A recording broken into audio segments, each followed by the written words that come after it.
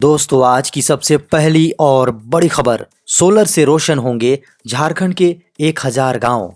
झारखंड राज्य सौर नीति 2022 के तहत 1000 गांवों को सोलराइज करने का लक्ष्य तय किया गया है।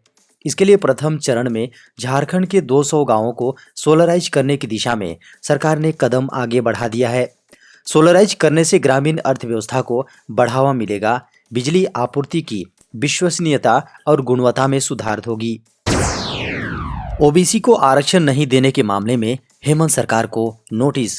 सुप्रीम कोर्ट ने झारखंड सरकार के मुख्य सचिव को अवमानना नोटिस जारी किया है। झारखंड में बिना ओबीसी आरक्षण के नगर निकाय चुनाव कराने के विरुद्ध अवमानना वाद याचिका दायर की गई है। याचिका में कहा गया है कि झारखंड सरकार ने पंचायत चुनाव के पहले सर्वोच्च न्यायालय में जो शपथ पत्र दायर किया था उसका पालन नहीं किया। सरकार ने उक्त शपथ पत्र के विरुद्ध बिना ओबीसी के आरक्षण का निकाय चुनाव कराने का निर्णय ले लिया। टेट पास पारा शिक्षकों के मामले में झारखंड हाई कोर्ट में हुई सुनवाई। झारखंड उच्च न्यायालय में टेट परीक्षा पास पारा शिक्षकों के समायोजन की मांग को लेकर दायर याचिका पर मंगलवार 29 नवंबर को सुनवाई हुई। याचिकाकर्ता की ओर से अधिवक्ता ने अदालत से गुहार लगाई कि पारा शिक्षकों को सहायक शिक्षक के बराबर वेतन मिलना चाहिए, क्योंकि वे लंबे समय से पारा शिक्षक के तौर पर काम कर रहे हैं। ऐसे में उन्हें नियमित किया जाना चाहिए और सहायक शिक्षक के बराबर वेतन दिया जाना चाहिए। झारखंड में तापमान गिरने से बढ़ने लगी है ठंड। झारखंड के कई जिलों में अब ठंड में वृद्धि हो गई है।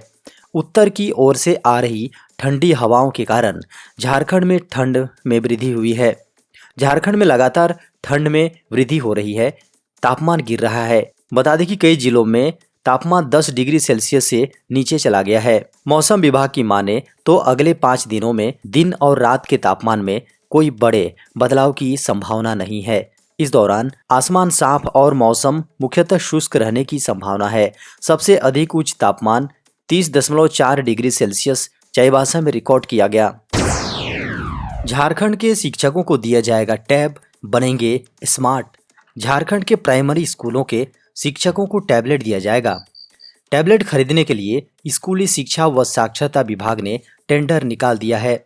पहली से 5वीं कक्षा के बच्चों को पढ़ाने वाले इन शिक्षकों को दिसंबर के अंत तक टैबलेट दे दिया जाएगा।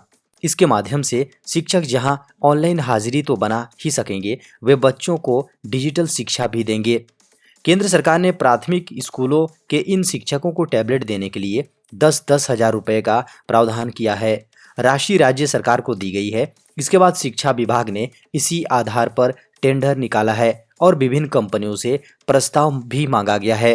खबरों को माने तो कुल 28,945 टैब की खरीदारी की जाएगी। इसी खरीदारी को लेकर परियोजना में अहम बैठक होने वाली है। इस बैठक के बाद इस दिशा में काम शुरू हो जाएगा। इस बार जो टैब दिया जाएगा वह कई मायने में पिछली बार दिए गए टैब से अपडेट होगा।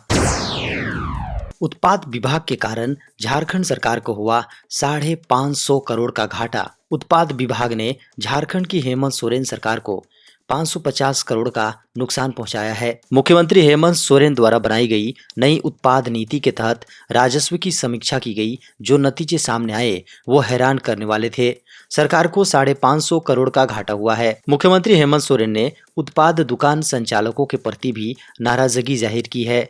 उन्होंने कहा है कि उत्पाद दुकानों में कार्यरत कर्मियों का बकाया वेतन जल्द से जल्द दिया जाए। साथ ही मैन पावर सप्लाई करने वाली एजेंसी इस बात को भी सुनिश्चित करें कि खुदरा उत्पाद दुकानों में कार्यरत कर्मचारियों का वेतन आगे से बकाया नहीं रहे। मुख्यमंत्री ने स्पष्ट कहा है कि उत्पाद दुकानों के संचालक अगले 15 दिनों के भीतर कार्यशैली में सुधार लाएं, नहीं तो सरकार उनके खिलाफ सख्त कार्रवाई करेगी। सरकार ने बदले नियम, अब कीटनाशकों की होगी होम डिलीवरी। केंद्र सरकार ने कीटनाशक नियमों में बड़ा बदलाव कर दिया है। अब किसानों को कीटनाशक की खरीदारी करने के लिए बाजार नहीं जाना पड़ेगा, बल्कि उन्हें घर पर ही डिलीवरी मिल जाएगी। खबरों को माने तो केंद्र सरकार ने ई-कॉमर्स वेबसाइट्स के जरिए कीटनाशक बेचने को कानूनी तौर पर मंजूरी दे दी है। अब कंपनियां कानूनी तौर पर कीटनाशक बेच सकेंगी। खास बात यह है कि अभी अमेज़न और फ्लिपकार्ट को ही कीटनाशक कानूनी तौर पर बेचने की हरी झंडी मिली है।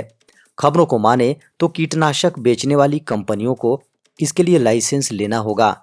साथ ही कंपनियों को लाइसेंस के नियमों का पालन करना भी अनिवार्य होगा। लाइसेंस वेरीफाई करने की जिम्मेदारी ई कॉमर्स कंपनी की होगी। वहीं खबरों को माने तो केंद्र सरकार का यह निर्णय किसानों के हित में है। अब उन्हें कीटनाशक खरीदने के लिए दर दर नहीं भटकना पड़ेगा। साथ ही आने वाले दिनों में इस नियम के कारण से किसानों के लिए कीटनाशक और सस्ता हो जाएगा। सीबीएसई जल्द जारी करेगा 10वीं-12वीं की डेट शीट। सीबीएसई बोर्ड से संबंधित 10वीं-12वीं के लाखों छात्रों के लिए अहम खबर है। Central board of secondary education जल्द ही अब बोर्ड एग्जाम का टाइम टेबल घोषित करेगा। विभिन्न मीडिया खबरों में इस बात का दावा किया जा रहा है कि बोर्ड आने वाले चंद दिनों में 10वीं-12वीं का विषयवार टाइम टेबल रिलीज कर दिया जाएगा। हालांकि तिथियों को लेकर फिलहाल अभी कयास ही लगाए जा रहे हैं, क्योंकि सीबीएसई बोर्ड ने इस संबंध में कोई आधिकारिक सूचना नहीं रिलीज की है। इसलिए छात्रों को डेटशीट से जुड़ी जानकारी प्राप्त करने के लिए आधिकारिक वेबसाइट पर लॉगिन करना होगा। बता दें कि कक्षा 10वीं और 12वीं के लिए सीबीएसई डेट शीट आधिकारिक वेबसाइट cbse.gov.in पर ऑनलाइन मोड में जारी की जाएगी। छात्र पोर्टल पर लॉगिन करके टाइम टेबल को डाउनलोड कर सकेंगे। देश में पिछले 24 घंटे में कोरोना के सामने आए 215 नए मामले। भारत में कोविड-19 के मामलों में गिरावट आ रही है। पिछले 24 घंटों में नए मामलों में भी कमी आई है। वहीं दूसरी ओर सक्रिय मामलों में भी गिरावट आई है। अब यह आंकड़ा 4,982 पर पहुंच गया है।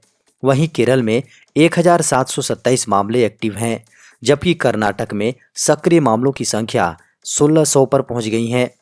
29 नवंबर 2022 की सुबह 8 बजे केंद्रीय स्वास्थ्य एवं परिवार कल्याण मंत्रालय द्वारा जारी आंकड़ों के अनुसार पिछले 24 घंटों के दौरान देश में 215 नए मामले सामने आए हैं।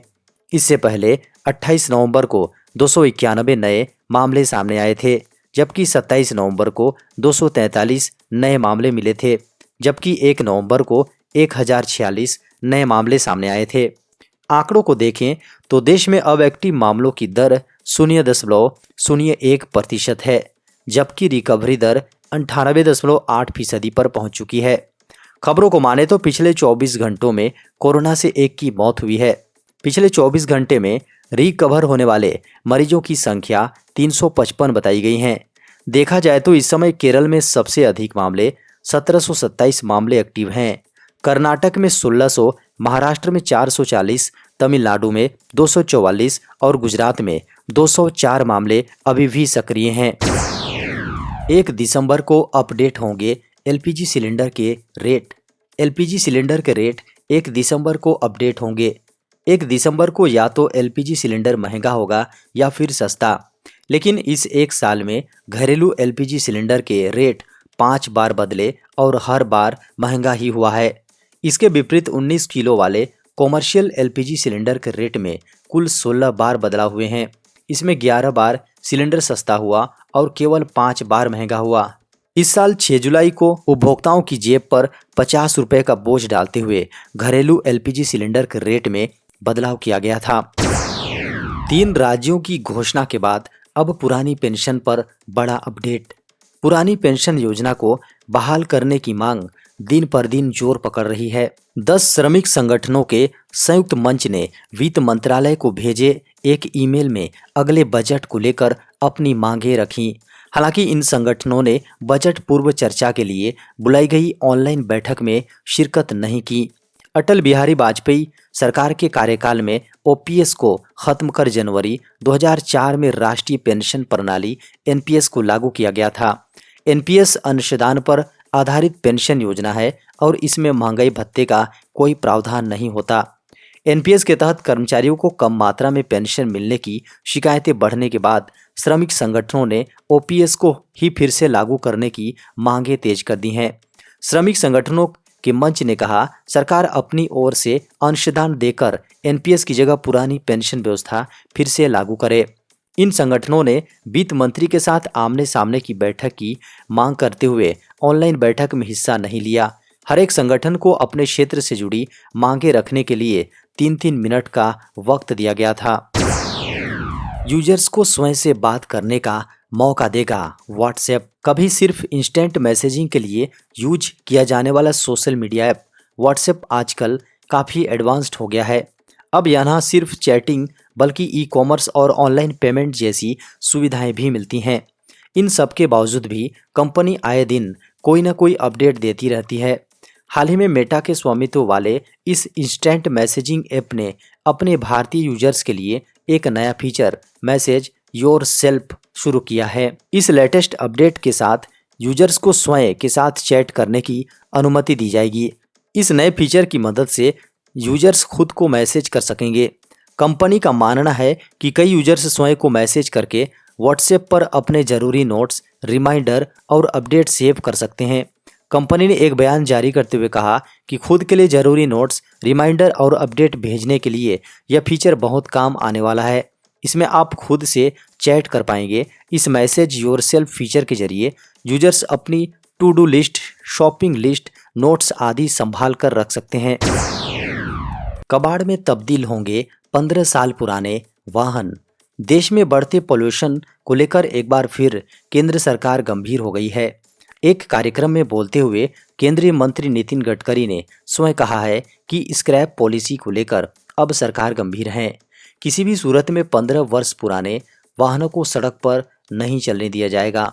साथ ही कहा कि रजिस्ट्रेशन को रिन्यूअल कराने के लिए 8 गुना तक चार्ज देना होगा। बता दें कि केंद्रीय परिवहन मंत्री नितिन गडकरी एग्रो विजन कृषि प्रदर्शनी में अपने विचार रख रहे थे। उन्होंने बताया इस संबंध में राज्यों को भी अवगत करा दिया गया है।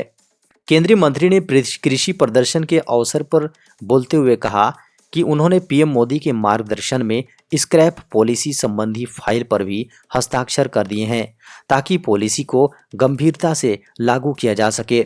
साथ ही उन्होंने राज्यों से भी पॉलिसी को अपनाने की अपील की है।